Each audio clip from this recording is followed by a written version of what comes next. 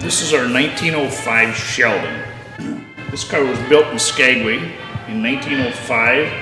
It was built by Bobby Sheldon. His first car in Alaska. Kind of a neat little car, and you got to think about Bobby Sheldon having never seen an automobile in his life.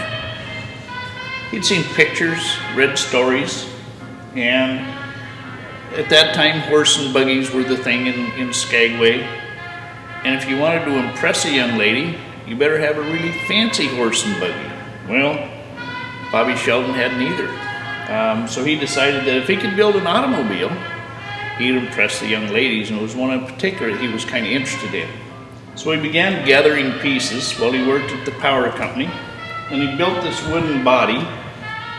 He found old buggies and scavenged the parts from there, the axles, the springs, the wheels, and that kind of gave him the basic chassis that we have here.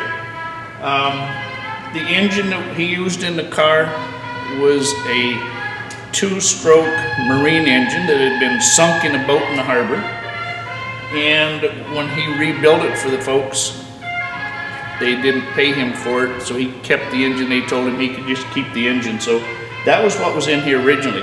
The engine that's here on the floor, the green engine here, the city of Skagway has got on loan to us. They believe that it was the engine that was in the car, and I think they're correct, but I think it was put in at a later date because this engine would have been built after 1910. So we don't know for sure where the original engine that was in the car is at the time.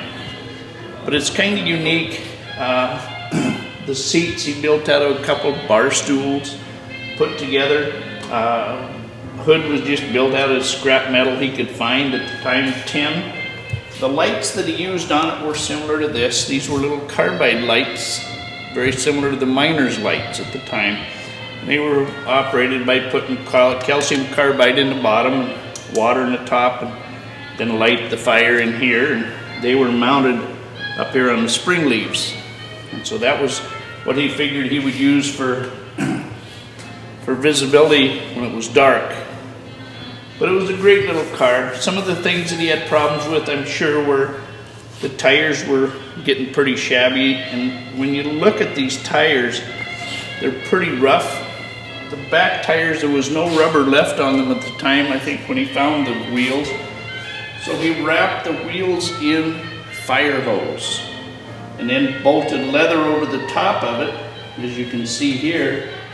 But it's kind of unique, and if you look at these pictures on the wall, you notice that the condition of the wheels and tires is very similar to what you see here today. So there wasn't much wear and tear on the car. I think it was used very minimally. The fuel tank is still in it, and I really do think everybody should have a safety fuel cap like this. This is the fuel cap that was in the car. So when you look at some of the photos here, and when he was trying to impress this young lady, this is a photo of her up here, and she's got his white coat, hat, and goggles on. We would believe that that's probably her mother and possibly a sister in there with her. So we didn't realize at the time that this was actually a 3-passenger car. But he did not marry the gal, but he did mention that 3 gentlemen have since that time. So the one thing I can say is at least he got to keep the car. And we're gracious to have it on loan from the University Museum of the North. It's just a great piece of history, and people need to really come and look at it in person to really appreciate what it is.